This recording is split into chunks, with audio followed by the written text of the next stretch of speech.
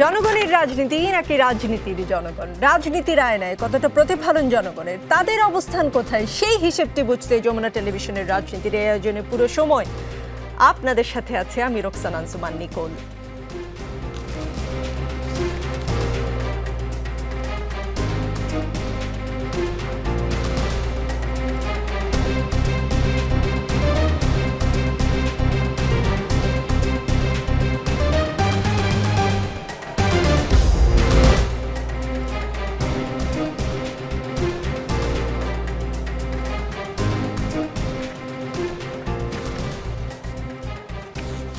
দর্শক, আজকের রাজনীতিতে আমাদের সঙ্গে আছেন ঢাকা জেলা বিএনপি সাধারণ সম্পাদক অ্যাডভোকেট নিপুণ রায় চৌধুরী, আছেন বাংলাদেশ হাই কমিশন লন্ডনের প্রেস মিনিস্টার আকবর হোসেন, আছেন সাংবাদিক ও অ্যাক্টিভিস্ট সায়েদ আবদুল্লাহ, জাতীয় নাগরিক পার্টির যুগ্ম সদস্য সচিব SM সাইফ মোস্তাফিজ খুব শিগগিরই আমাদের সঙ্গে যুক্ত হবেন বলে আশা করছি। আকবর হোসেন, ইশরাক হোসেন আদালতের এক রায়ে তিনি আবার চাইলে মেয়র হতে পারবেন, এইরকম একটা খবর কিছুক্ষণ আগেই আমরা পেয়েছি বিকেলে।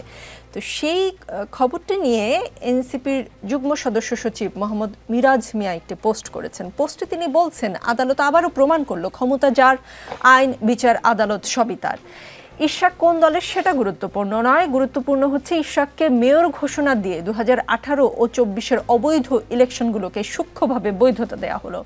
18 ইলেকশন যদি অবৈধ হয়, 24-এর ইলেকশন যদি অবৈধ হয়, তাহলে আদালতের রায়ে সিলেকশনের মাধ্যমে আওয়ামী আমলের ইলেকশনের ফলাফল হিসেবে এখন কিভাবে মেয়র হয়?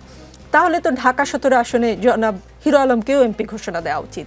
একইভাবে ইন্টারিম সরকারেরও প্রয়োজন নেই, সেই অবৈধ ইলেকশনের বিরোধী দলের 300 জনকেই তো আদালতে এমপি ঘোষণা করতে পারে। আমরা সাধারণ জনগণ আইন আদালত কম বুঝি, সেজন্যই ইশরাকরা বলে জীবন থাকতে স্থানীয় সরকার নির্বাচন নয়, কারণ ইশরাকরা জানে বিচারপতি তাদের, ক্ষমতা এখন তাদের, আদালতও তাদের। এভাবে মেয়র হতে পারলে জীবন দিয়ে তো স্থানীয় সরকার নির্বাচন ঠেকাবেই। এই সরকারও জনগণের সাথে তামাশা কম করলো না, জনসমর্থন ছিল, মানুষও চেয়েছিল স্থানীয় সরকার নির্বাচন হোক, স্থানীয় নির্বাচনগুলোর মাধ্যমে জনগণ ভোটমুখী হোক, নির্বাচন কমিশনের দক্ষতা যাচাই হোক, তারপর জাতীয় নির্বাচন হোক। সরকার জনগণকে পাত্তা না দিয়ে রাজনৈতিক দলের কাছে মাথা নত করলো। সারাদিন নির্বাচন করার লোকজনও দেখলাম আদালতের রায়কে স্বাগত জানাচ্ছে, নিজ দলের সুবিধা দেখে অবৈধ নির্বাচনেরও সুফল নিচ্ছে। আকবর হোসেন, তাহলে কি আদালত এখনো ক্ষমতা যার তার কিনা? এই প্রশ্নের উত্তর দেওয়াটা আমার জন্য কঠিন, কারণ হচ্ছে যে দেখুন, এটা একটা প্রসেস, অর্থাৎ আপনি যখন কোনো নির্বাচনের ফলাফলে আপনি সন্তুষ্ট না হবেন বা প্রসেস নিয়ে যদি আপনার কোনো অসন্তুষ্টি থাকে, আপনি আদালতে যেতে পারেন। এই আইনটা বাংলাদেশে এখনও বিদ্যমান এবং যখন ইশরাক হোসেন আদালতে গিয়েছিলেন তখন এটা ছিল। এখন নির্বাচনী ট্রাইব্যুনাল যে রায়টা দিয়েছে এটাই কিন্তু চূড়ান্ত রায় নয় বলেই আমি জানি, কারণ এরপরে এটার বিরুদ্ধে অ্যাপিল করা যাবে এবং আপনি যে কোনো এই ধরনের ট্রাইব্যুনালের পরে আপনি সুপ্রিম কোর্ট পর্যন্ত যেতে পারবেন, তাতে কোনো সন্দেহ নেই। কিন্তু আমাদের দেশে নির্বাচনের যারা এক্সপার্ট, তারা গত প্রায় 15 বছরেই, ইভেন তার চেয়ে বেশি সময় ধরে বলে আসেন যে বাংলাদেশের যে নির্বাচনী ট্রাইব্যুনাল, এটা নিয়ে কিন্তু তাদের নানা রকমের প্রশ্ন ছিল। প্রশ্নটা ছিল যে ট্রাইব্যুনালের বিচারকদের নিয়ে নয়, বিকজ এটার প্রক্রিয়াটা নিয়ে। কারণ হচ্ছে আমরা দেখেছি যে অতীতেও বিভিন্ন সময়ে 2018 সালের নির্বাচনের পর বিএনপিও কিন্তু এরকম নির্বাচনী ট্রাইব্যুনালে গিয়েছিল বা যাওয়ার কথা বলেছিল কিছুটা, কোনো ক্ষেত্রে তারা কিছু অভিযোগ দিয়েছিল নির্বাচন কমিশনে। কিন্তু প্রশ্ন হচ্ছে সেগুলো সর্ট আউট হয়নি এবং আমাদের এই যে প্রক্রিয়াটা এত দীর্ঘ, আমরা কিন্তু কখনো, আপনি নির্বাচনে হেরে গেছেন তো হেরে গেছেন, এরপরে আপনার অভিযোগ আর কেউ গ্রহণ করবে না। কিন্তু এখানে একটা রায় এসছে, এটাকে আপনি দুই দিক থেকে দেখতে পারেন। প্রথম কথা হচ্ছে যে, একটা হচ্ছে যে আপনি যে প্রশ্নটা করলেন বা অন্য কেউ যে প্রশ্নটা করলো যে আপনি কি আদালতের রায় নিয়ে চেয়ারে বসবেন নাকি আপনি ভোটের দ্বারা নির্বাচিত হয়ে আপনি চেয়ারে বসবেন। এখন আমরা যদি অতীতের গত 15 বছরের নির্বাচনগুলোর দিকে দেখি, স্পেশালি আফটার 2014, যে এখানে তো আমরা দেখেছি যে আদালত, নির্বাচন কমিশন, সরকার সব মিলেমিশে একাকার, সবই ছিল আসলে মানে গণভবনের এপিট আর ওপিট, যেটা আমরা জেনেছি আর কি। এখন ট্রাইব্যুনাল একটা রায় দিয়েছে এবং এটা নিয়ে নানা সমালোচনা হচ্ছে, মানুষজন সমালোচনা করতেই পারে, যুক্তি দিয়ে সবাই তুলে ধরতেই পারে, কিন্তু এইটার বিস্তারিত রায়ে কি আছে বা আদালত কোন প্রেক্ষাপটে বা কোন বিষয়গুলো কি বিবেচনায় নিয়ে তারা এই রায়টা দিয়েছে, ওইটা না দেখা পর্যন্ত মনে হয় চূড়ান্ত মন্তব্য করাটা ঠিক হবে না, কারণ যেহেতু এখনো আরও প্রসেস বাকি আছে। জি নিশ্চয়ই। অ্যাডভোকেট নিপুণ রায়চৌধুরী ঢাকা দক্ষিণ সিটি কর্পোরেশনে বিএনপি প্রার্থী ইশরাক হোসেনকে জয়ী ঘোষণা করেছেন আদালত, এবং আদালত থেকে ন্যায় বিচার পেয়েছেন উল্লেখ করে ইশরাক হোসেন জানিয়েছেন যে শপথ নেওয়ার সিদ্ধান্তটা নেবে দল, মানে হ্যাঁ দল যে সিদ্ধান্ত নেবে। দল থেকে কী ধরনের সিদ্ধান্ত আসতে পারে, কোনো আইডিয়া দিতে পারেন আমাদের? না, দলীয় সিদ্ধান্ত কি হবে এটা হয়তো আমরা আগামীকাল কিংবা 2-1 দিনের মধ্যে আমরা দলীয় সিদ্ধান্ত বুঝতে পারবো। সর্বোচ্চ ফোরাম থেকে এই সিদ্ধান্ত নির্ধারণ হবে, সেটা আগাম বার্তা দেওয়া সম্ভব নয়। আর সবচেয়ে বড় কথা হচ্ছে যে 2020 সালে যখন সিটি কর্পোরেশন নির্বাচন হয়েছে এবং সেই নির্বাচনের ফলাফলের বৈধতা নিয়ে কিন্তু চ্যালেঞ্জ করা হয়েছিল, এবং ইশরাক হোসেন তিনি নিজেই কিন্তু বাদী হয়ে কিন্তু কোর্টে চ্যালেঞ্জ করে এবং রিট করে। তার পরিপ্রেক্ষিতে এই রায় এসেছে। এখন আপনি যে প্রশ্নটা মানে শিরোনামটা নির্ধারণ করলেন, ক্ষমতায় যার, জি এটা এনসিপির যুগ্ম সদস্য সচিব মোহাম্মদ মিরাজ মিয়া পোস্ট করেছেন। তিনি বলেছেন আদালত আবারও প্রমাণ করলো ক্ষমতা যার, আইন বিচার আদালত সবই তার। হ্যাঁ, এখন তো বিএনপি তো ক্ষমতায় নাই, এখন বিএনপি ক্ষমতা নাই। বিএনপি একটি রাজপথের পরীক্ষিত বিরোধী দল হিসেবে এতদিন মানে দায়িত্ব পালন করেছে। সেই জায়গা থেকে এখনো কিন্তু বিএনপি রাজপথে আছে জনগণের অধিকার পূর্ণ প্রতিষ্ঠার জন্য। তো সেই জায়গায় আপনি মানে এই রায়কে কেন্দ্র করে যে ক্ষমতা যার, আদালত, এগুলো এই প্রাসঙ্গিক বক্তব্য না আসার জন্য অনেক কিছু চিন্তা ভাবনা করে দায়িত্বশীল জায়গা থেকে কথা বলাটাই উচিত। কারণ এখন একটি অন্তর্বর্তীকালীন সরকার রাষ্ট্র পরিচালনা করছে এবং এখানে অনেক কিছু জবাবদিহিতার বিষয় আছে, এবং যে রায়, যে রিট করা হয়েছিল, যার মানে ফলাফল, আদালতের রেজাল্ট আরও আগে আসা উচিত ছিল, সেটা এখন এসেছে। যদি একটি মানে আপনার স্বৈরাচার মুক্ত, ফ্যাসিবাদ মুক্ত বাংলাদেশ না হতো, তাহলে হয়তো ইশরাক হোসেন তার এই রিটের ফলাফল পেত না। তো সেই দিক থেকে আদালতের এই ভূমিকাকে আমি অ্যাপ্রিসিয়েট করি, এবং পরবর্তীতে জনগণের রায়ে সে শপথ গ্রহণ করবে নাকি দলীয় সিদ্ধান্তে আদালতের রায়ে ভিত্তিতে শপথ গ্রহণ করবে, এটা দল নির্ধারণ করবে। এর বাইরে আমি আগাম কিছু বলতে যাচ্ছি না। জি, সাইদ আব্দুল্লাহ, ইশরাককে মেয়র করায় এমপি পদ ফেরত চেয়েছেন হিরো আলম। এটা কোন প্রক্রিয়ায় হতে পারে বা আদৌ হতে পারে কিনা? আইনের ছাত্র আপনি যদি মানে আপনার কাছেই জানতে চাই এই ব্যাপারটা নিয়ে ফেসবুকে অনেক লেখালেখি দেখছিলাম। তবে ঘটনা কি, কোনো একটা ঘটনা ঘটার পরে আমরা অনেক ক্ষেত্রে ম্যাচ করে ফেলি অনেক জিনিস, কারণ যে স্ট্যাটাসের রেফারেন্স আপনি নিয়ে এসেছেন ওই জায়গাতেও সম্ভবত এই টাইপ কথাবার্তা বলা আছে, কিন্তু যিনি লিখেছেন উনি যদি একটু ভালো মতো ঘাটাঘাটি করেন, আমার দৃঢ় বিশ্বাস উনি বুঝতে পারবেন পার্লামেন্টে যদি না থাকে তারপরে আর হিরো আলম তো মেয়রাল যে ইলেকশন যেটার সাথে তুলনা করা হচ্ছে, এইটা কিন্তু আইনটা আলাদা, সিটি কর্পোরেশনের আইনটা আলাদা, আর এমপি ইলেকশনের আইনটা পুরোপুরি আলাদা, এবং পার্লামেন্ট নাই, পার্লামেন্ট অলরেডি ভেঙে দেওয়া হয়েছে। সো এই বাস্তবতায় হিরো আলম এসে ফেসবুকে কি বললো এবং সেটার প্রেক্ষিতে দুইটাকে লিঙ্ক করে দেওয়ার মিনিংটা হলো, যারা এটা বলছেন তারা আইনটা জানেন না। আমার কথা বুঝবার দরকার নাই, জাস্ট একটু সার্চ করলে একটু মিরাজ মিয়া অনেকটা ওইরকম কথাই বলেছেন যে 18 ইলেকশন যদি অবৈধ হয়, 24 ইলেকশন যদি অবৈধ হয়, তাহলে আদালতের রায় সিলেকশনের মাধ্যমে আওয়ামী আমলের ইলেকশনের ফলাফল হিসেবে এখন কিভাবে মেয়র হয়, তাহলে তো ঢাকা 17 আসনে জনাব হিরো আলমকেও এমপি ঘোষণা করা উচিত। একইভাবে ইন্টারিম সরকারের প্রয়োজন নেই, সেই অবৈধ ইলেকশনের বিরোধী দলের 300 জনকেই তো আদালতে এমপি ঘোষণা করতে পারে। আমি বরং মিরাজ মিয়াকে যেটা বলবো যে সুন্দর মতো সিটি কর্পোরেশনের যে আইনটা আছে সেটা দেখলেই খুব ক্যাটাগরি উনি বুঝতে পারবে যে এই ইলেকশনটা হয়েছিল 2020 সালের 1 ফেব্রুয়ারি, এবং ইলেকশনটা হয়ে যাওয়ার পরে যদি কারো কোনো আপত্তির জায়গাটা থাকে, পরবর্তী 30 দিনের ভেতরে এইটা আপত্তির জানানোর জায়গাটা থাকে। এবং ইশরাক হোসেন কিন্তু যেটা করেছে ওই টাইম ফ্রেমের ভেতরেই উনি কিন্তু আবেদনটাও করেছে। যদি এমন হতো ওই টাইম ফ্রেমের ভেতরে উনি আপত্তির জায়গাটা না জানাতো, তাহলে এই মুহূর্তে এসে করতে পারতো না। অনেকের বোধহয় একটা বুঝতে যে ভুল হচ্ছে, অনেকে মনে করছে 5 আগস্টের পরবর্তী সময় এসে ইশরাক হোসেন নতুন মামলা করেছে, নতুনভাবে রিট করেছে। নো, এইটা ওই যে পরবর্তী 30 দিনের যে টাইম ফ্রেম, ওই টাইম ফ্রেমের ভেতরেই কিন্তু মামলাটা করা ছিল। এবং ইন্টারেস্টিং একটা ব্যাপার আছে, এই যে যখনই আপত্তি জানানো হয় উনি কিন্তু 9 জনকে বিবাদী করেছিলেন, তার ভেতর প্রধান নির্বাচন কমিশনার তৎকালীন যে ছিলেন উনিও ছিলেন। এই ব্যাপারটা 180 দিনের ভেতরে নিষ্পত্তি করার কথা, কিন্তু এইটা আপাত দৃষ্টিতে পরবর্তীতে যেটা হয়, বাংলাদেশে যেটা হয়েছে ওইটার হিয়ারিং এর ভেতর দিয়ে কিন্তু যায় নাই। কিন্তু তার মানে এই না যে এই ব্যাপারটা আদালতের শুনানি হতে পারে না। বরং আমি যখন পূর্ণাঙ্গ রায়টা দেখবো, এখন পর্যন্ত যেহেতু পূর্ণাঙ্গ রায়টা দেখিনি, একদম পয়েন্ট ধরে ধরে আলোচনা করাটা উচিত না লিগ্যাল পয়েন্ট অফ ভিউ থেকে। বাট আমার কাছে যেটা মনে হয় এই ডিসিশনে কিন্তু আরেকটা জিনিস সুস্পষ্ট হয়ে গেল, একটা পার্টকে কিন্তু মানুষ ইগনোর করে ফেলছে।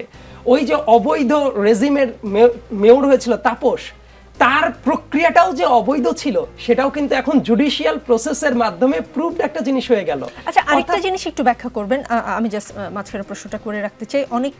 অনেকেই এই ধরনের প্রশ্ন করছে যে আদালত বলছে ওই নির্বাচনটাই অবৈধ, তাহলে তিনি কি করে মেয়র হিসেবে শপথ নেন? এইটা একটু ব্যাখ্যা চাই আপনার কাছ থেকে, আইনি ব্যাখ্যা। দ্বিতীয়ত, চট্টগ্রামে এই ধরনের ঘটনা ঘটার পর আবার ঢাকায় দক্ষিণ সিটিতে একই ধরনের একটি রায় আসাতে আরো জনমনে প্রশ্নগুলো বেশি। চট্টগ্রামের যখন হিসাবটা হয়েছিল ওইটাও আমি একটু বলে রাখি যে এটা কিন্তু মেয়াদেরও ব্যাপার আছে। ইশরাক হোসেনের ব্যাপারটা আমি কেন বললাম চূড়ান্ত রায় দেখার পরে মন্তব্য করব, কারণ যে টাইম ফ্রেমটা ছিল আমার দৃঢ়ভাবে এক্সাক্ট ডেটটা আমার এই মুহূর্তে মনে পড়ছে না, তবে সম্ভবত ফেব্রুয়ারির 25 বা 26 তারিখের দিকে ওই যে উত্তরের মেয়র আতিকুল এবং ওই মেয়র তাপস 2020 সালে তারা শপথটা নেয়। এটার পরে পরবর্তী 5 বছর যদি হিসাব করেন তাহলে ওই যে 5 বছরের যে টাইম ফ্রেম অলরেডি সেটা কিন্তু বার্ড হয়ে যাওয়ার কথা। কিন্তু চট্টগ্রামের ক্ষেত্রে ঘটনা ঘটেছিল অন্য একটা ঘটনা। চট্টগ্রামের ইলেকশন হয়েছিল 2021 সালের জানুয়ারি বা ফেব্রুয়ারির দিকে, মানে ওইটা কিন্তু 5 বছরের কোরামটা এখনো পুরোপুরি পূর্তি হয় না। এবং ওই জায়গায় ওই টাইমের স্থানীয় সরকার মন্ত্রণালয়ের যে এই 5 আগস্টের পরবর্তী সময়ে সিটি কর্পোরেশনের মেয়রদের যখন বিলুপ্ত করে দেওয়া হলো, ওই জায়গায় কিন্তু চট্টগ্রাম ধরে উল্লেখ করা ছিল এবং পরবর্তীতে কিন্তু এই গেজেট থেকে অফিসিয়ালি চট্টগ্রামকে বাদ দিয়ে দেওয়া হয়। মানে ওইটার লিগ্যাল ফ্রেমওয়ার্কটা আলাদা, ঢাকার এই ব্যাপারটা আলাদা। আর ইনফ্যাক্ট এমনও হতে পারে, আমি জানি না, কারণ আজকে ইশরাক হোসেনের বক্তব্য যেটা শুনলাম এখন পর্যন্ত উনি কোনো ডিসিশন নেন নাই যে উনি মেয়র হবেন কি হবেন না। তবে আমার কাছে যেটা মনে হয় এই ব্যাপারটা দলীয় ফোরামে নিশ্চয়ই উনি আলাপ আলোচনা করবেন, কারণ দলীয় নমিনেশনেই উনি মেয়রাল পদে দাঁড়িয়েছিলেন। এমনও হতে পারে এটা স্রেফ একটা সেরিমোনিয়াল পোস্টও হতে পারে যে পরবর্তীতে জাস্ট তাপস অবৈধ ছিলেন এবং উনি মূলত জিতে গিয়েছিলেন, এইটার একটা অফিসিয়াল ফ্রেমওয়ার্ক হিসেবে দাঁড়িয়ে থাকলো। তারপরে উনি হয়তো বা না বসলেও এটা কিন্তু অফিসিয়ালি রেকগনাইজড হবে যে ওই টাইমে তাহলে অবৈধ ছিল এবং জেতার ব্যাপারটা ছিল। তবে এই সব কিছুই ডিপেন্ড করবে চূড়ান্ত রায়টা দেখার পরে, তারপর আমরা লিগ্যাল একটা মন্তব্য করতে পারবো। জি, SM সাইফ মুস্তাফিজকে আমরা কি পেলাম? আচ্ছা, তার জন্য অপেক্ষা করছি। এই প্রসঙ্গটা আলোচনাটা একেবারে হয়ে গেলে ভালো ছিল, যাই হোক তিনি যেহেতু দেরি করছেন। আকবর হোসেন, ট্রাইব্যুনালে গ্রেপ্তারি পরোয়ানা জারি হওয়ার পরপরই ফাঁস হয়ে যাচ্ছে, যার কারণে 22 জন পুলিশ কর্মকর্তা গা ঢাকা দিয়েছেন। কোন জায়গা থেকে ফাঁস হচ্ছে চিহ্নিত করতে পেরেছেন কিনা? সাংবাদিকরা যখন এমন প্রশ্ন করেন তখন প্রশ্নের জবাবে আন্তর্জাতিক অপরাধ ট্রাইব্যুনালের চিফ প্রসিকিউটর মোহাম্মদ তাজুল ইসলাম বলেছেন, মানবতা বিরোধী অপরাধের মামলার আসামির বিরুদ্ধে গ্রেপ্তারি পরোয়ানা জারি করলে সম্ভবত আন্তর্জাতিক অপরাধ ট্রাইব্যুনালের সঙ্গে সম্পৃক্ত কোনো একটা মহল তা ফাঁস করে দিচ্ছে। আন্তর্জাতিক ট্রাইব্যুনালের যদি এই অবস্থা হয় তাহলে সরকারের অন্যান্য দপ্তরের কি অবস্থা? না, বিষয়টা যদি সত্যি হয়ে থাকে খুবই দুর্ভাগ্যজনক, কারণ এই ট্রাইব্যুনাল, যদিও এই সেটআপটা ছিল না, ট্রাইব্যুনাল যখন গঠন করা হয়েছিল এর আগে, মানে প্রথম দিকে যখন আওয়ামী লীগ সরকারের সময় মানবতা বিরোধী অপরাধের বিচার কাজ করার জন্য, আপনার মনে থাকতে হবে যে এই ট্রাইব্যুনাল থেকেই কিন্তু বিএনপি নেতা সালাউদ্দিন কাদের চৌধুরীর রায় আগেই ফাঁস হয়ে গিয়েছিল এবং এই ট্রাইব্যুনালের জাজই কিন্তু ব্রাসেলসে একজন মানবাধিকার বিষয়ক আইনজীবীর সঙ্গে কথা বলেছিলেন, যেটাকে আমরা স্কাইপ কেলেঙ্কারি বলি, যে রায়টা কীরকম হতে পারে। সুতরাং এই ট্রাইব্যুনাল বা বাংলাদেশের বিচার ব্যবস্থা, দুর্নীতি যেরকম বাংলাদেশের অন্যান্য সেক্টরে আছে, আপনি বিচার বিভাগ বা অন্য জায়গাটাও এর চেয়ে আলাদা করতে পারবেন না। আমাদের যে 5ই আগস্টের যে গণ অভ্যুত্থান এবং এখন যে লোকের সংস্কারের কথা বলছে কেউ কেউ, এটার কিন্তু একটা প্রাইম কনসার্ন হচ্ছে দুর্নীতি, যে আমরা এটাকে কীভাবে ট্যাকেল করতে পারি। সুতরাং এখানে আন্তর্জাতিক অপরাধ ট্রাইব্যুনাল কিংবা আদালত এগুলোকে বাদ দিয়ে সেই হিসাবটা করা যাবে না। এবং যদি প্রসিকিউশন থেকে এরকম কিছু থেকে থাকে, সেরকম কিছু ইঙ্গিত অবশ্য আমরা পাচ্ছি। আমি ইনএসেন্স বলবো যে দেখেন, শুধু প্রসিকিউশন থেকে কেন লিক করা হচ্ছে? আওয়ামী লীগের যে 626 জন চলে গেল, নিরাপদে বেরিয়ে গেল, সেটা তারা কারা বের করে দিয়েছে? এটার সঙ্গেই তো রাষ্ট্রযন্ত্রের কেউ না কেউ জড়িত, নাহলে তারা সেফলি এভাবে বেরিয়ে গিয়েছে তারা কিভাবে? প্রথম কথা। দ্বিতীয় কথা হচ্ছে যে যদি আপনি বিচার প্রক্রিয়া খুব কুইকলি যদি আপনি আগাতে না পারেন, প্রাথমিক ধাপগুলো যদি খুব কুইকলি যদি আপনি স্টেপগুলো নিতে না পারেন, তাহলে কিন্তু যত এটা দীর্ঘায়িত হতে থাকবে তত এই ধরনের ঘটনাগুলো কিন্তু ঘটতে থাকবে।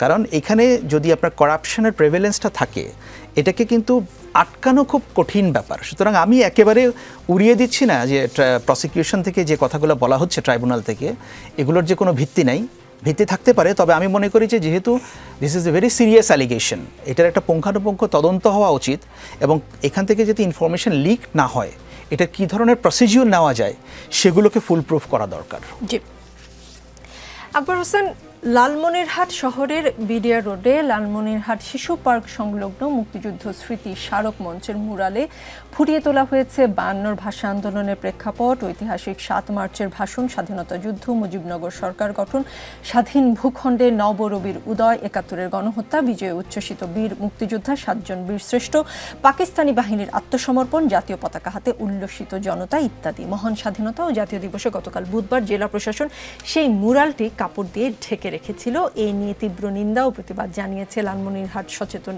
নাগরিক কমিটি। এ বিষয়ে লালমনিরহাটের জেলা প্রশাসককে প্রশ্ন করা হলে তিনি বলেন, 2024 সালের জুলাই বিপ্লবের চেতনার সঙ্গে সামঞ্জস্যপূর্ণ প্রতীয়মান না হয় মুরালটি কাপড় দিয়ে ঢেকে দেওয়া হয়েছে। স্বাধীনতা দিবসে মুক্তিযুদ্ধের মুরাল ঢেকে রাখলে আর কি কি ঢাকা পড়ার মানে সম্ভাবনা বা আশঙ্কা তৈরি হয় বা তৈরি করা যায়? এটা কেন ঢাকা হয়েছে সেটার কি কোনো ব্যাখ্যা তিনি দিয়েছেন যে কারো দাবির প্রেক্ষাপটে করা হয়েছে? 2024 সালের জুলাই বিপ্লবের চেতনার সঙ্গে সামঞ্জস্যপূর্ণ প্রতীয়মান না হয় মুরালটি কাপড় দিয়ে ঢেকে রাখা হয়েছে, এরপরে তিনি আর কিছু বলতে চান না। এটা কি উনি নিজে সিদ্ধান্ত নিয়েছেন নাকি কারো দাবির প্রেক্ষিতে উনি সিদ্ধান্তটা নিয়েছেন? তাকে যখন জিজ্ঞেস করা হয়েছে যে কেন এরকম হয়েছে, তিনি একটি লাইনে বলেছেন, তিনি আর কিছুই বলতে চান না। আচ্ছা, তাহলে তো এখানে আসলে বিষয়টাকে এক্সপ্লেন করা, যদি প্রথম কথা হচ্ছে যে এগুলো তো হ্যাঁ জেলা প্রশাসন বা পুলিশ অ্যাডমিনিস্ট্রেশন তারা এগুলো দেখবে, এটা কি কারো দাবির প্রেক্ষাপটে উনি করেছেন নাকি উনি নিজে থেকে এটাকে ঢেকে দিয়েছেন? এই প্রশ্নটা কিন্তু আগে ক্লিয়ার হওয়া দরকার। গত 16 ডিসেম্বরও ওই জায়গায় একই কাজ হয়েছে, 16 ডিসেম্বরেও মুরালটি ঢাকাই ছিল। হ্যাঁ, কিন্তু সেটাই আমি বলছি যে এটা কি কারো দাবির প্রেক্ষাপটে হয়েছে নাকি উনি নিজেই ভাবলেন যে এটা চেতনার সঙ্গে যায় না জুলাই বিপ্লবে বা গণ অভ্যুত্থানে, সেজন্য আমি ঢেকে দিলাম। এই বিষয়টা জরুরি। দুটো বিষয় সরকারের আসলে কি ডিসিশন হতে পারে? তিনি যদি নিজেই সিদ্ধান্ত নিয়ে ঢাকার ব্যবস্থা করেন তাহলে সরকার কি স্টেপ নেওয়া উচিত বা কি নিতে পারতো, আর কেউ যদি ফোর্স করে, যেটা আমরা মবক্রেসি দেখি, মব ক্রিয়েট করে কেউ যদি বন্ধ করার বা ঢেকে রাখার সিদ্ধান্ত নেয় তাহলে সরকারের কি করা উচিত বা কি করণীয়? দেখুন, আমার মনে হয় যে এখানে সরকারের তরফ থেকে যদি কোনো পদক্ষেপ নেওয়া হয়, জেলা প্রশাসন যদি কোনো কাজ তিনি নিজে থেকে করে থাকেন, তাহলে এটা সঙ্গে সরকারের হয়তো সিদ্ধান্তের কোনো ব্যাপার আছে কিনা সেটা খতিয়ে দেখা দরকার। যে ওনাকে কে বলল, উনি কি 2-4 জন 5 জন 10 জন 20 জন লোকের দাবির প্রেক্ষাপটে এটা করলেন নাকি সরকার থেকে ওনাকে কোনো নির্দেশনা দেওয়া হলো? যদি সেটা হয়ে থাকে সেটাকে কোন প্রেক্ষাপটে হয়েছে সেই জিনিসটা দেখতে হবে। আর বাংলাদেশের অন্য জায়গায় যদি এগুলো থেকে থাকে তাহলে লালমনিরহাটে এটা কেন ঢাকতে হবে? এটার প্রেক্ষাপটটা কি ছিল বা সেই মোরালটার বিস্তারিত সেগুলোতে আমরা কি ছিল, মানে সেখানে কি জুলাই অভ্যুত্থানের সঙ্গে জড়িতরা তারা কি এমন কোনো কিছু মনে করছে কি না যে যেটা সত্যিই আমাদের যে স্বাধীনতার যে বা স্পিরিট বা আমাদের যে সেখানে ইতিহাসটা পূর্ণাঙ্গভাবে প্রতিফলিত হয়নি বা আংশিকভাবে প্রতিফলিত হয়েছে, সেরকম কোনো বিষয় আছে কি না? আমার মনে হয় এই বিষয়গুলোকে আরও স্ক্রুটিনি করার প্রয়োজন আছে। কিন্তু অ্যাজ সাচ আপনি দেখেন যে আপনি যদি বিগত দিনেরগুলো চিন্তা করেন, হ্যাঁ বিভিন্ন জায়গায় হয়েছে, 5ই আগস্টের পরে বা 5ই আগস্টের সময় বিভিন্ন জায়গায় এই ধরনের মোরাল ভাঙা হয়েছে বা পরিবর্তন করা হয়েছে, ঢেকে দেওয়া হয়েছে।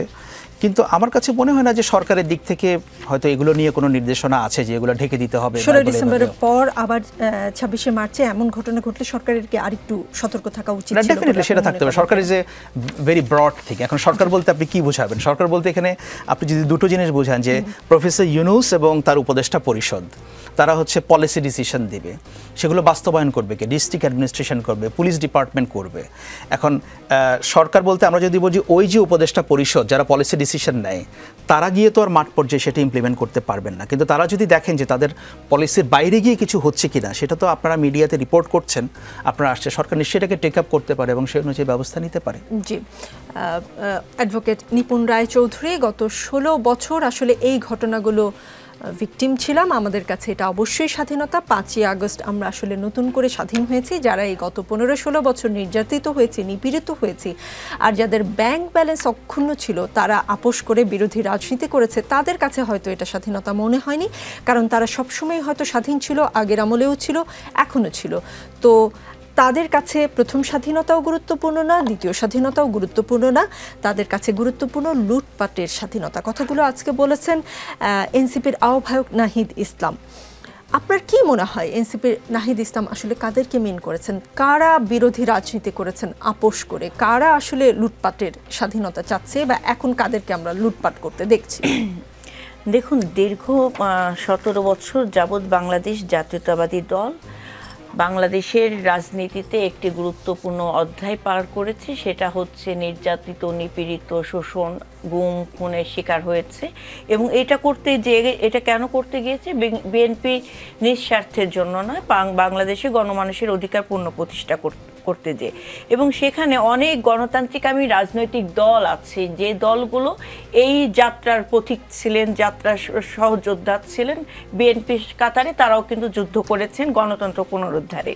এবং কিছু বিরোধী দল আমরা দেখেছি যেটা আপনার কি বলে, নামকা মাত্র বিরোধী দল, যেমন জাতীয় পার্টি প্রধান বিরোধী দল হিসেবে সংসদে তাদের ভূমিকা পালন করেছে। এক ধরনের গৃহপালিত বিরোধী দল হিসেবে তারা ভূমিকা পালন করেছে।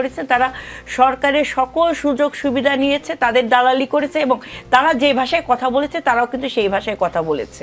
এখন যখন আওয়ামী লীগ বেকায়দায় আছে, আওয়ামী লীগ যখন ফ্যাসিবাদের তকমানের দেশ পালাতে বাধ্য হয়েছে, সেই জায়গা থেকে তাদের আবার তোতা পাখির মতো বিভিন্ন ধরনের কথাবার্তা আসছে। এবং আরও অনেক কিংস পার্টি গঠন হয়েছিল নির্বাচনের আগে, জাতীয় নির্বাচনের আগে। সেই সকল আমি নাহিদ ইসলামের আমি জানি না সে কাকে মেইন করেছে, তবে বাংলাদেশের গণতান্ত্রিকামী রাজনৈতিক দল যারা গণতন্ত্রকে বিশ্বাস করে, স্বাধীনতাকে বিশ্বাস করে, যারা জনগণের অধিকারে বিশ্বাস করে, সেই সকল রাজনৈতিক দল নির্যাতিত হয়েছে, নিপীড়িত হয়েছে। কিন্তু ওই যে হালুয়া রুটির ভাগ বটরা নেওয়ার জন্য কিন্তু তারা রাজনীতি করে নাই। এখনো পর্যন্ত আমাদের অনেক নেতৃবৃন্দরা কিন্তু তাদের মামলা কিন্তু এখনো সরে যায় না। আমরা কিন্তু এখনো মামলার বোঝা নিয়ে কিন্তু রাজপথে আছি, জনগণের কাতারে আছি, জনগণের জন্য যুদ্ধ করছি।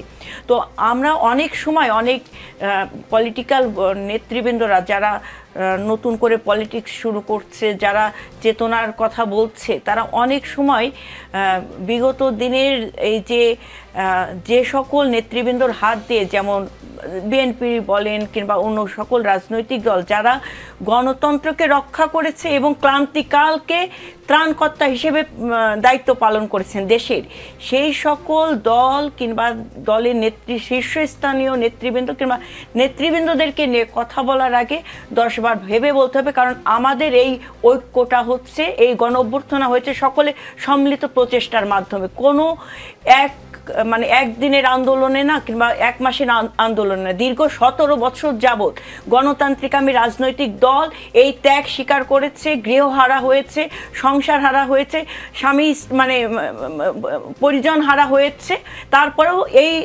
আপসীনতা সংগ্রামকে আঁকড়ে ধরে রেখেছে। যেমন দেশনেত্রী বেগম খালেদা জিয়া, আজকে খালেদা জিয়া যদি আপোষ করতো, বাংলাদেশের এই গণ অভ্যুত্থান কিন্তু সংগঠিত হতো না।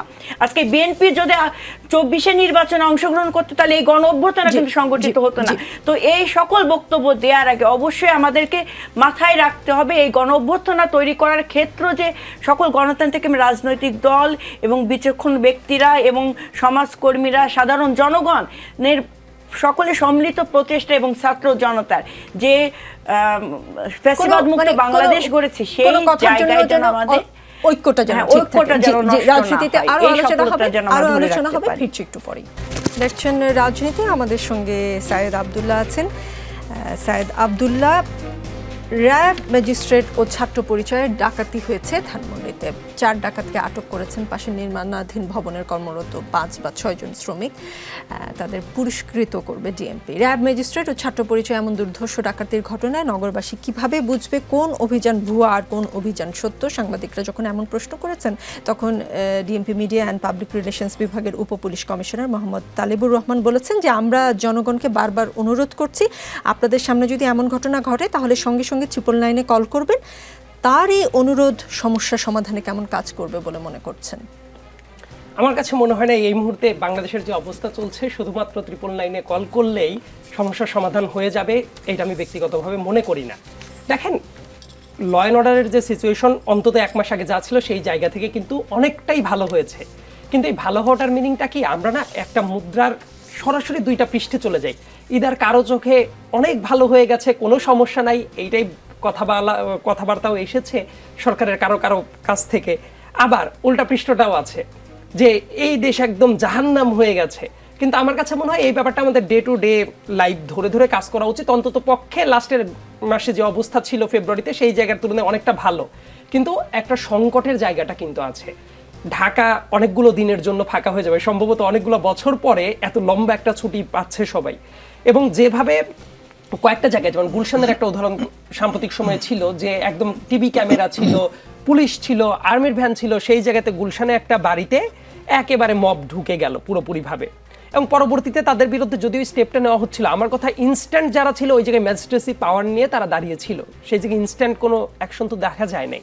অ্যাট দ্য সেম টাইম ধানমন্ডির যে উদাহরণের কথা বললেন, সেই জায়গায় র্যাবের মোটামুটি একটু সিল সাপোর্ট নিয়েই তারা ঢুকেছে। At the same time private ইউনিভার্সিটির কয়েকটি স্টুডেন্ট ছিল, তাদেরকে ধরা হয়েছে, খুবই দুঃখজনক ঘটনা। কিন্তু এই জিনিসটা ডিল করার জন্য অনেক ক্ষেত্রে যে এটা দেখা যায় যে মব নেগেটিভ অর্থেই আমরা সবসময় ইউজ করি, মানুষকে মবিলাইজ করার পাশাপাশি ল অ্যান্ড অর্ডার ব্যাপারটা এমন, আমার কাছে মনে হয় আমরা তাত্ত্বিকভাবে যদি বলি ঠিকমতো কাজ করবে না করবে, এইভাবে কাজ করে না। বরং আপনি সিকিউর ফিল করছেন কিনা এবং যারা অপকর্মগুলো করছে তাদের বিরুদ্ধে কোন ধরনের স্টেপ নিচ্ছেন এইটা বুঝতে পারাটা খুব বেশি মাত্রায় জরুরি। আদারওয়াইজ যেটা হবে, কোনো একটা ঘটনা ঘটার পরে কেউ আস্তে করে বললো এই ও তো স্বৈরাচারের দোষর ছিল, তখন দেখবেন ঠিক ওই অপরাধটাকেই জাস্টিফাই করার মতো আরো অনেক লোক দাঁড়িয়ে যাবে, অন্য কেউ আর জাস্টিফিকেশনটা খুঁজতে চাইবে না। যে এমন একটি ঘটনা বিষয়ে প্রশ্ন করতে চাই অ্যাডভোকেট নিপুণ রায় চৌধুরী। বাংলাদেশ ছাত্র ফেডারেশনের চট্টগ্রাম মহানগর সংগঠক শওকত ওসমানকে ছাত্রলীগ বলে মব তৈরি করে মারধর করা হয়েছে। বুধবার বেলা 3:30টার দিকে চট্টগ্রাম নগরের 5লাইশ থানার মিমি সুপার মার্কেটের আশেপাশে এরকম একটা ঘটনা ঘটেছে। প্রত্যক্ষদর্শী আর পুলিশ মানে যেটা জানিয়েছে সেটা হচ্ছে টিউশনে করে বাসায় ফিরছিলেন শওকত ওসমান। ওই সময় মিমি সুপার মার্কেটের সামনে গলিতে তাকে পেয়ে ছাত্রলীগ বলে লোকজন জড়ো করেন। নগরের ওসমান গনি এমইএস কলেজ শাখা ছাত্র দলের সদস্য সচিব মির্জা ফারুক সহ কয়েকজন, তারা শওকতকে মারধর করেন। এ বিষয়ে জানতে চাইলে মির্জা ফারুক সাংবাদিকদের বলেন, ছাত্রলীগের এক ছেলের সঙ্গে চেহারায় মিল থাকায় শওকত ওসমানকে মারধর করা হয়েছে। ছাত্র দলের এই ধরনের কর্মকাণ্ড সম্পর্কে বিএনপি খোঁজখবর রাখে কিনা? অবশ্যই বিএনপি খোঁজখবর রাখে, কারণ বাংলাদেশ জাতীয়তাবাদী ছাত্র দল বলেন, যুব দল বলেন, স্বেচ্ছাসেবক দল, প্রত্যেকটি অঙ্গ সহযোগী সংগঠন এবং বিএনপি যে সকল নেতৃবৃন্দরা পদ হোল্ড করে কিংবা সমর্থক হয়েও যদি সাধারণ জনগণের জন্য দুর্ভোগ নিয়ে আসে কিংবা জনগণের উপর যদি জুলুম করে, সেই ব্যাপারে সাংগঠনিক ব্যবস্থা তাৎক্ষণিক গ্রহণ করা হচ্ছে। আমি এখন এই মুহূর্তে শিওর বলতে পারবো না যে মির্জা ফারুকের ব্যাপারে ছাত্রদলের কেন্দ্রীয় সংসদ কি ব্যবস্থা গ্রহণ করেছে, তবে এই কথার পরিপ্রেক্ষিতে আজকের এই টকশো থেকে আমি বের হয়ে যাই, অবশ্যই আমি এটা আমাদের কেন্দ্রীয় সংসদের সভাপতি এবং সেক্রেটারি আছে, আমি তাদের কাছ থেকে ক্লিয়ার জানতে পারবো। তবে আমি এইটুকু কনফার্ম আপনাকে বলতে পারি যে যেখানে অনিয়ম, নির্যাতন, নিপীড়ন দলের পদ হোল্ড করে যারাই করছে তাদের ব্যাপারে দল সর্বোচ্চ সাংগঠনিক ব্যবস্থা গ্রহণ করছে। আমি আপনাকে কিছু তথ্য দিই। গত বছরের 5ই আগস্টের পর থেকে চাঁদাবাজি, অভ্যন্তরীণ কোন্দলের কারণে লুটপাট, হামলা সহ নানা অপরাধে জড়িত থাকার দায়ে অন্তত 3200 নেতাকর্মীর বিরুদ্ধে ব্যবস্থা নিয়েছে আপনাদের দল। বিএনপির কেন্দ্রীয় দপ্তরের সূত্রে বরাত দিয়ে একটি জাতীয় পত্রিকার খবরে বলা হয়েছে, গত 7 মাসে বিএনপি ও অঙ্গ ও সহযোগী সংগঠনের 3200 জন নেতাকর্মীর বিরুদ্ধে সাংগঠনিক ব্যবস্থা নিয়েছে। এর মধ্যে বিএনপি 1800 নেতাকর্মীর বিরুদ্ধে বিভিন্ন ধরনের ব্যবস্থা নিয়েছে। এর মধ্যে অন্তত 700 জনকে কারণ দর্শানোর নোটিশ, 800 জনকে বহিষ্কার, 50 জনের পদ স্থগিত, অন্তত 100 জনকে সতর্ক এবং 150 জনকে সাংগঠনিক শৃঙ্খলা ভঙ্গের নোটিশ দেওয়া হয়েছে। সহযোগী সংগঠন জাতীয়তাবাদী ছাত্র দলও এ পর্যন্ত 400 জনকে বহিষ্কার ও 600 এর অধিক নেতাকর্মীকে কারণ দর্শানোর নোটিশ দিয়েছে। অঙ্গ সংগঠন স্বেচ্ছাসেবক দলের অন্তত 100 জনকে বহিষ্কার, 150 জনকে কারণ দর্শানোর নোটিশ দেওয়া হয়েছে। যুব দলেরও শতাধিক নেতাকর্মীকে বহিষ্কার করা হয়েছে। 16 বছর বিএনপির নেতাকর্মীরা ছিল নির্যাতিত, নিপীড়িত, হামলা মামলা শিকার। মানে অতীতে যাদের দ্বারা হামলা মামলা দমনের শিকার হয়েছিল, 5ই আগস্টের পর বিএনপি নেতাকর্মীরা তাদের জায়গা দখল করে তাদের মতোই আচরণ করা শুরু করলো। এইটা আমরা পুরোপুরি এইভাবে ব্যাখ্যা করতে পারবো না, কারণ হচ্ছে বিএনপি একটি বৃহৎ রাজনৈতিক দল। এই সংগঠনে অনেক নেতৃবৃন্দরা আছে, কিন্তু সব সময় সব পরিপ্রেক্ষিতে কিন্তু এই সব কিছু একসাথে এক হাতে নিয়ন্ত্রণ করা যায় না। কিছু জায়গায় অনিয়ম কিংবা সবাই তো আমরা 5 ভাই বোন আছি, আমরা 5 ভাই বোন কি সমান নাকি?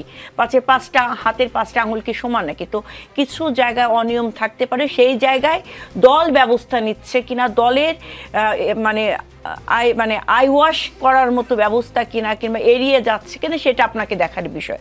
তো আমাদের দলের সর্বোচ্চ পর্যায় থেকে একদম সাংগঠনিক ব্যবস্থা এবং অনেক জায়গায় আমাদের দল থেকেও কিন্তু আইনগত ব্যবস্থা গ্রহণ করা হচ্ছে। তো এটা তো একটা দৃশ্যমান উদাহরণ যে এই যে বললো যে সাইদ আব্দুল্লাহ যে বললো যে আইনি প্রক্রিয়াগুলো যদি দৃশ্যমান হয় তাহলে না হয় মানুষ জনগণ বুঝতে পারবে। তো বিএনপির পক্ষ থেকে প্রত্যেকটি অঘটন কিংবা প্রত্যেকটি অনিয়ম এবং জনদুর্ভোগের জন্য যে বা যারা দায়ী তাদের সবার ব্যাপারে কিন্তু ব্যবস্থা নেওয়া হচ্ছে এবং স্ট্যান্ডিং কমিটির মেম্বার থেকে শুরু করে ওয়ার্ড কমিটি একজন কর্মীর তারও কিন্তু শোকজ করা হচ্ছে।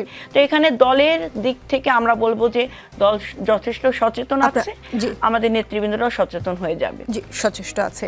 আকবর হোসেন, মঙ্গল শোভাযাত্রা নিয়ে যত কথা এবার হচ্ছে, এবার পয়লা বৈশাখের আগে শোভাযাত্রার নাম কি হবে, কার মুরাল থাকবে থাকবে না, চারুকলার শিক্ষার্থীরা এই আয়োজনের সঙ্গে আছেন বা নেই, এত কথার পর আসলে মঙ্গল শোভাযাত্রার আনন্দ আয়োজনে ভাটা পড়ার কোনো আশঙ্কা দেখেন কিনা? না, আমি সেটা দেখি না, কারণ দেখি না বলতে দেখুন আমাদের যে বর্ষবরণ উৎসব এটার সঙ্গে একটা বড় জনগোষ্ঠী এটার সঙ্গে জড়িত, কিন্তু ওই যেটাকে মঙ্গল শোভাযাত্রা বলা হচ্ছে এটার আয়োজনটা করা হতো ঢাকা বিশ্ববিদ্যালয়ের চারুকলার গত কয়েক বছর ধরে সম্ভবত কোনো একটা ব্যাচকে এটার সঙ্গে সম্পৃক্ত করা হতো এবং নাম কি পরিবর্তন হবে, নাম অতীতেও পরিবর্তন হয়েছে, হ্যাঁ, এখন আবার নতুন কিছু নামের প্রস্তাব করা হয়েছে। কেউ কেউ এটার সঙ্গে দ্বিমত পোষণ করছেন, আবার অনেকে একমতও পোষণ করছেন, তাতে কোনো সমস্যা নেই আমার ধারণা। কিন্তু এই জিনিসটাকে নিয়ে এমন একটা বিষয় দেখানো হচ্ছে, মনে হচ্ছে যেন অতীতের মঙ্গল শোভাযাত্রাগুলোই ছিল বেস্ট এবং এবার যেটা হচ্ছে এটা হবে সবচেয়ে খারাপ। এটা তো আপনার হতে পারে না। আমি একটা স্টেটমেন্ট দেখছিলাম, সেটা হচ্ছে চারুকলার কোনো একটা ব্যাচের শিক্ষার্থীদের নামে দাবি করে, আপনি দেখেন একটা স্টেটমেন্ট দেওয়া হয়েছে, কারা দিয়েছে, কোনো নাম নেই, কোনো স্বাক্ষর নেই, জাস্ট একটা ভুতুরে স্টেটমেন্ট। আপনি ঢাকা বিশ্ববিদ্যালয়ের মনোগ্রাম ব্যবহার করেছেন, সাইদ আব্দুল্লাহ ঢাকা বিশ্ববিদ্যালয়ের শিক্ষার্থী, আমি কি চাইলে আমার ব্যক্তিগত ক্যাপাসিটিতে আমি ঢাকা বিশ্ববিদ্যালয়ের মনোগ্রাম ব্যবহার করে একটা ফ্যাক্স করে দিতে পারি? এটা তো নিয়মের লঙ্ঘন। আপনার যেই ব্যাচের শিক্ষার্থীদের দাবি করে এটা করা হয়েছে সেই ব্যাচের শিক্ষার্থী কতজন ছিল, তারা কি 20 জনের নামও দিতে পারেনি তাদের সেখানে, যে আমরা আমরা আমরা মনে করছি, তাহলে তো তারা 20 জন মনে করছে। আমরা দেখেছি যে বাংলাদেশে কিন্তু সেই 20 জন যদি নাম প্রকাশ করতো, আপনি কি মনে করেন তারা এখনকার পরিস্থিতিতে তারা নিরাপদ বা তাদের নিরাপত্তার অভাব হতো কি হতো না, বা সরকার তাদের নিরাপত্তা দিত? Absolutely not. নিরাপত্তার অভাব মানে বোধ করার কোনো কারণই নেই। দেখেন, আমি আপনাকে উদাহরণ বলি, আপনি যদি সোশ্যাল মিডিয়াতে যান, অধ্যাপক ইউনূস ভাষণ দেবার পরে কিংবা এর আগে 5ই আগস্টের পরে যেভাবে ক্রিটিসাইজ করা হচ্ছে, আপনি দেখেন সার্জিস আলম তার গাড়ি বহন নিয়ে যাওয়ার পরে যেভাবে ক্রিটিসাইজ করা হচ্ছে, আমি তো বলবো যে শুধু ক্রিটিসাইজ না, এখানে স্ল্যাং ইউজ করা হচ্ছে। কোনো ব্যক্তিকে কি এখানে ধরা হয়েছে? আর আপনি মঙ্গল শোভাযাত্রা নিয়ে কি হবে কি হবে না সেটা নিয়ে তো অনেকেই দ্বিমত পোষণ করছে বা কেউ কেউ করছে। তো তাদেরকে যদি এখানে কোনো প্রসিকিউট করা না হয়, তাদের উপরে কোনো আক্রমণ না আসে, তাহলে আমি এটার সঙ্গে নাই এই কথা বললে আমার আক্রমণ হবে কেন? আর দ্বিতীয় কথা হচ্ছে, বাংলাদেশে একটা গোষ্ঠী আছে যারা মনে করতো এই সংস্কৃতি জগৎটা তাদের ইজারা নেওয়া, এখন সেটা ভেঙে গেছে, এটা তাদের সহ্য হচ্ছে না। আপনি দেখেন, যদি মঙ্গল শোভাযাত্রায় নতুন থিম আসে, হোয়াটস রং হিয়ার? কি সমস্যা? তারা করেনি অতীতে? খালেদা জিয়ারকে পেট্রোল বোমা হাতে নিয়ে বা বাংলাদেশের ইসলামপন্থী নেতাদেরকে সেখানে নানাভাবে ডেমোনাইজ করা হয়েছে না? তখন কি তারা বলেছিল যে মঙ্গল শোভাযাত্রাটা সার্বজনীন বিষয়, আমরা এখানে পলিটিক্সটাকে নাই আনি? বাংলাদেশের সংস্কৃতিকে প্যাট্রোনাইজ করার জন্য, সংস্কৃতিকে তুলে ধরার জন্য বহু বিষয় আছে, সেগুলো তো আমরা দেখি না গত 16 বছর। এবং এই যে সংস্কৃতি সেক্টরকে ইজারা দিয়ে দেওয়ার যে একটা ব্যাপার, যে বাংলাদেশে 10-15 জন লোক এটাকে কন্ট্রোল করবে সংস্কৃতি জগৎটাকে, সম্মিলিত সাংস্কৃতিক জোট কিংবা চারুকলা থেকে 2-1 জন বা অন্য জায়গা থেকে 2-1 জন, এই ব্যবস্থাটা যখন ভেঙে পড়েছে এখন অনেকের হাতে লাগছে।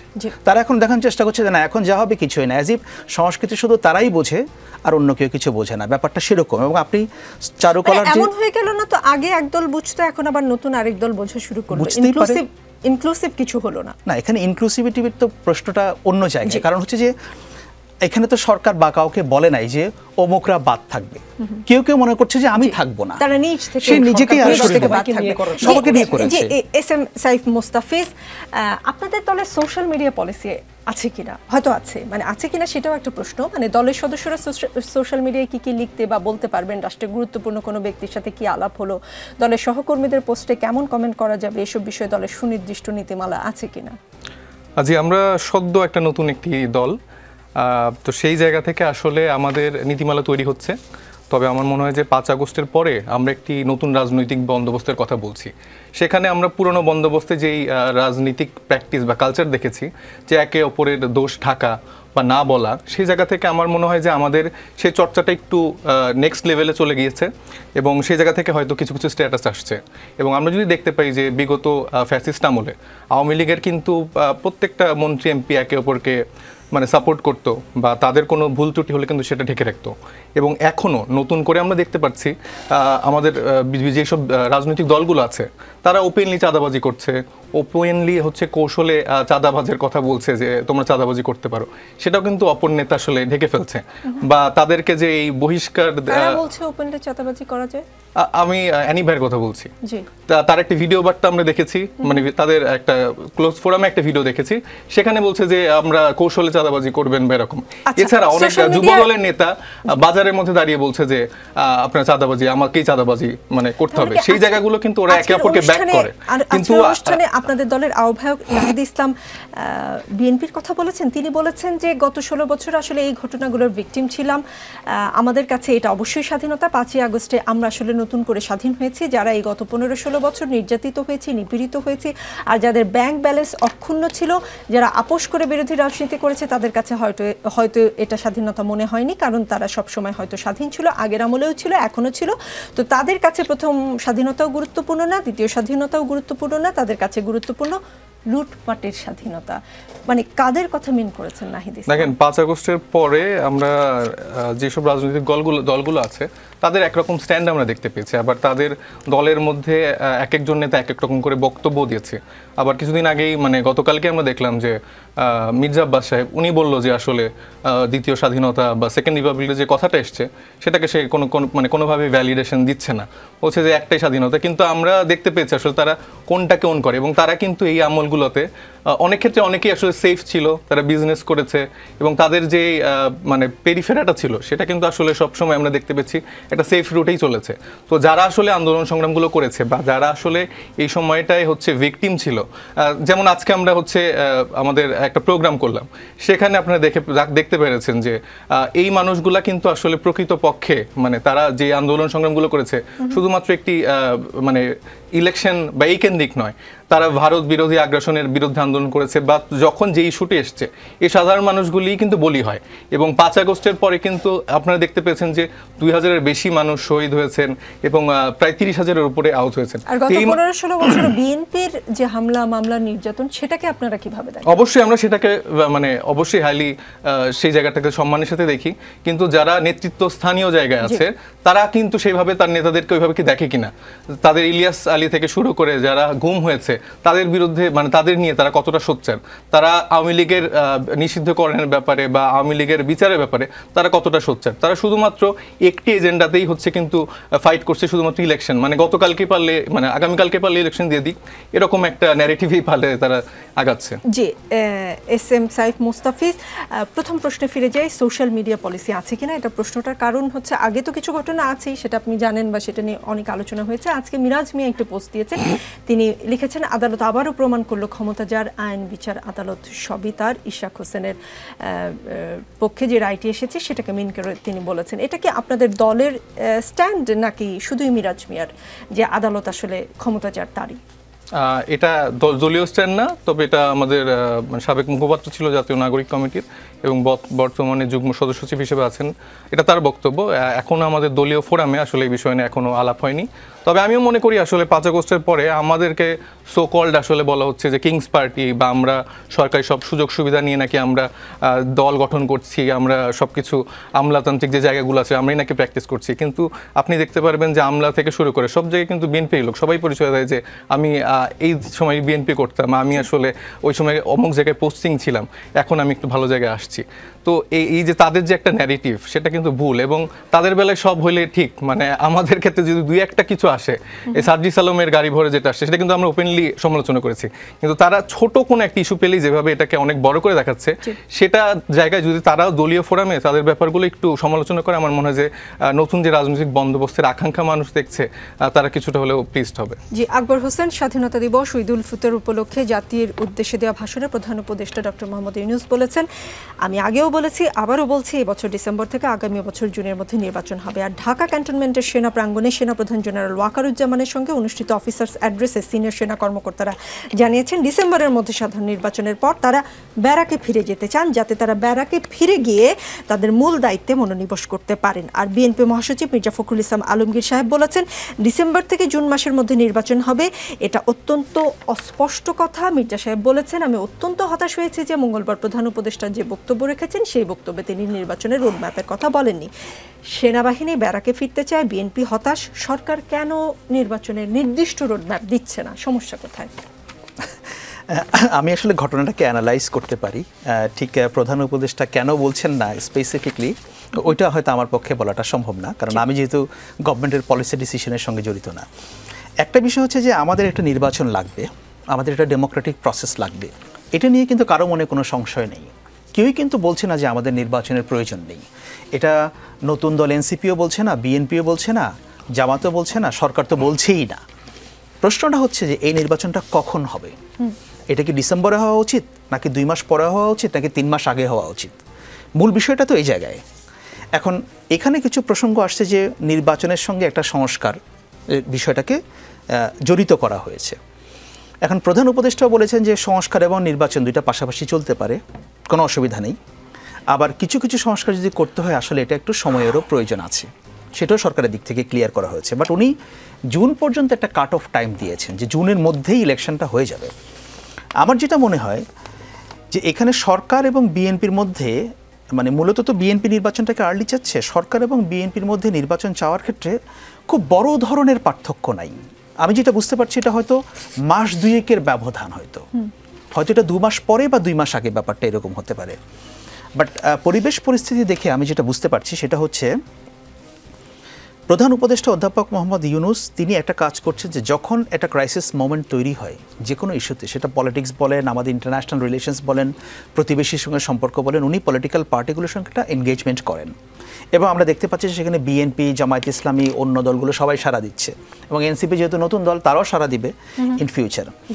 এবং আমি প্রিটি কনফিডেন্ট যে এই নির্বাচনের প্রসঙ্গটা যেহেতু আগামী 2-3 মাস পরে আরও জোরালোভাবে হয়তো আসতে পারে, এবং প্রধান উপদেষ্টা রাজনৈতিক দলগুলোর সঙ্গে বসে একটা ঐক্যমত্যের ভিত্তিতে আমরা একটা তারিখ বা এটা নির্ধারণ করা যাবে, এই ব্যাপারে আমি খুবই আশাবাদী।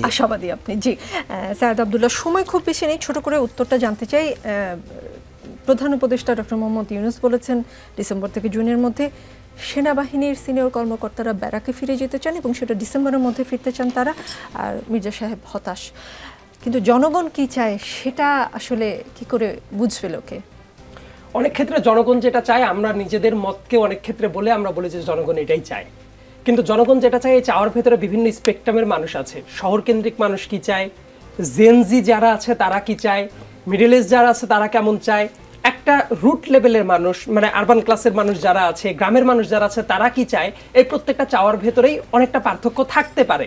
আমার নিজের মতই তো একমাত্র মত না। এই জায়গায় একটা ব্যাপার বলে রাখাটা ভালো, ইলেকশনের ব্যাপার আকবর ভাই যেটা বলছিলেন খুব কারেক্টলি বলছেন যে ডিসেম্বর না হলে জুন, মাঝামাঝি কিছু কথাও কিন্তু আসছে যে ফেব্রুয়ারি বা মার্চের ভেতরে। কোন দল প্রস্তুতি নিচ্ছে না এটার জন্য?